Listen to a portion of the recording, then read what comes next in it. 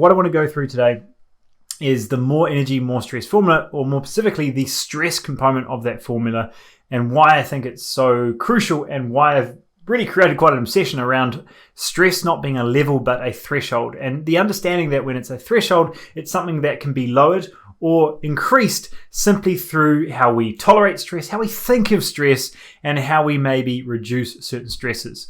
And the big part that I want to dive into first, there's going to be 3 key parts I want to go into, but the first one is understanding that stress is not simply psychological, right? It's a huge part of it, right? If we're chronically stressed all day and we're frustrated in meetings or in traffic or just had an argument with our partner or kids, that's creating and eliciting a very real physical reaction of stress through the day.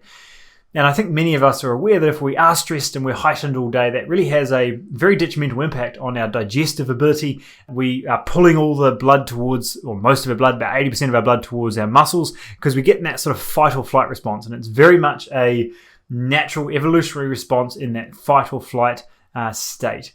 The problem is if we're doing that when we're sitting down trying to have lunch or we're in a meeting or something else, we're pulling all this blood towards our muscles, we're increasing glucose in our body, and then we're never utilizing it because we're not actually moving. So no animal on the planet is made to be stressed all of the time, right? If you're chronically stressed, it increases inflammation in the body, it breaks down muscle tissue, it increases body fat, and all these other cellular reactions that are not ideal if you want to be living a healthy, long life, all right? So the goal here is not how to remove stress entirely. I think every expert in the health space seems to say stress is bad. And if it's chronically stressed all the time, absolutely it is. But there's 2 parts to it. One, how do we make sure that we can decrease stress or simply manage our state so we're not always in that heightened reactive response, especially if you're a business owner or a high-level executive or professional. Likely there's a lot of demand on your plate. There's a lot of things that need to be done, and we get pulled into all of these urgent things, and it's very stimulatory to the brain that your ability to calm the body down or get yourself into a calm state post-meeting video, presentation, something there that really allows us to control that state or manage it around meals and recovery and sleep quality may be the one of the most, if not the most useful and effective asset you have to harnessing your performance, your ability and recovery to continue long term. All right. So it's why I'm really excited about it. It's why we've been focusing so much on it recently, is simply looking at it through the lens of how do we get your body tolerating stress more often. All right. So the first part is looking at reducing stress so it's not chronic all day and managing our state. The easiest way that you can do that is simply 5 deep breaths at the start of a meal, just before a meal. All right. Easiest way for you to just take a second to tune in and stop absorbing all the stimulus from the outside world. I think it's very easy for us to go through the whole day without taking one conscious breath, and that's a problem, all right? So doing that before a meal, the reason I say before a meal is it's simply our ability to now reduce that stress before we eat, and ultimately one of the best things we can do to improve our digestive capacity, all right? The second part that I want to look at here is looking at it through the lens of, well, what other stresses do I need to address, right? We've got the psychological aspect. We're looking at managing that state to calm the body down, but looking at the other stresses that come through in our body. And when we look at this through the toxicity lens and more specifically gut health, it's why we're a really, really big fan of allowing our clients to rebuild their gut and realizing that it is very much the protective layer to the outside world. If we can build that up, we're ultimately improving our resilience to the outside world. And what that does is it's kind of like our bodyguards keeping the invaders out and making sure we're not absorbing those into our bloodstream, further increasing inflammation in the body, all right, if we don't do so. So looking at very real stresses like inflammatory foods, toxins through things we put on our face for cleansing or cleaning products around the house, or toxins in your work environment. Again, very real physical triggers of stress on the body, all right? So getting an awareness of what's coming through, very much from a nutritional standpoint, food and water being a big one, but more from a commercial or cleansing setting, what products are you using that may actually have a very toxic response on the body, all right? If we're able to manage our state, we're able to clean up the foods and products that we're absorbing. And then lastly, it's really addressing our response or even thought process around stress itself. And this whole cascade of thoughts for me started with a very simple quote, which was, if we label sad as being bad, we become sad more often, right? Because we're beating ourselves up around a very real human response to the outside world. If we have sun, we're going to have rain. If we have good days, we're going to have bad days. If we're happy, it's a heightened response above baseline. So there must be sad to balance things out, right? It's just part of the human experience. Now, although that might feel a little left field, we've got to realize that stress is very much in that same space. Stress is not bad.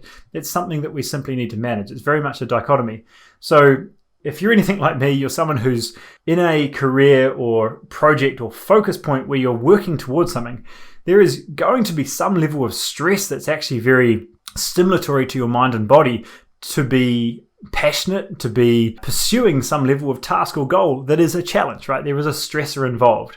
So understanding that, 2 or 3 days on the beach is lovely, but you probably wouldn't want to do it all year long, or without having a focus, a project, something to really stimulate the mind, right? Otherwise your brain just go to goo.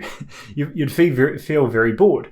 Whereas if we go too far the other way, that's where we start to get in the space of burnout and really feeling run down because we're stressed out all of the time. So it's very really stress being bad. It's that we're getting too much stress coming in and we're not tolerating it particularly well. So it's finding that sweet spot. Now, part of that is modulating stress to find the sweet spot. But 2, it's realizing, again, stress is a threshold. So if we're looking at it through the lens of how can we improve our threshold, that becomes a better question and we can get better answers. So when we're looking at it through potentially we've reduced stresses, we've got ourselves in a space that we're now bouncing back, we're recovering, we can now look at what are the daily or weekly things that we can do to improve our tolerance of stress. The 2 very simple ones that we can look at here is some form of weight training or even something like cold therapy, right? 2 things that elicit a stress response on the body in a very short amount of time, right? It allows us to build our tolerance through the breaking down of muscle tissue to grow back stronger, or with cold therapy, really having that cold response and coming out feeling energized and ready to rock the day.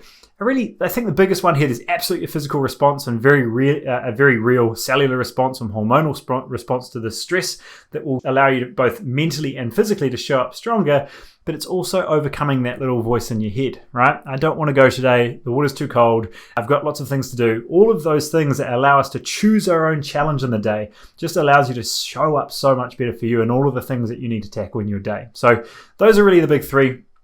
1, managing your state and realizing that it has a very real impact on your ability to digest food and tolerate stress through the day by making sure it's not chronic. 2, address the inflammatory foods, the sensitivities, the toxins that you're exposed to in day to at least reduce that toxic load that has a very real physical stress response on the body. And 3, looking at how we're looking at stress entirely as an ability to actually modulate a threshold that we have a choice over and something we can challenge and train. When we look at stress through those 3 lenses, we have a very real improvement to stress in our life, and I think we can tackle a lot more as we look to age in a way that we can keep doing things for as long as we like, we keep the energy up, we keep the body fat down, and we feel confident as we get older we can still keep doing the things we want to do. Those are 3 quick things that I wanted to take you through to improve your tolerance of stress. Now, I hope that was helpful, team. I hope that gives you a nice little breakdown. Like I said, I want to give you access to a bonus for going through this video, and that is to go through our More Energy, Less Fat document. If you haven't got access to this already, it walks you through the 5 steps of fat loss. We go through stress, toxicity, sleep, and then we're in a space where our body's actually operating well. We have a very cool conversation around nutrition and exercise that won't be what you think. I'm going to leave that there, but really looking at it through the lens of getting your body back on your side, being able to elevate your response or resilience to stress, and being able to recover like a champ to show back up tomorrow. I hope that was a helpful training, team. I hope you had an incredible week, and we'll talk again next time. See ya.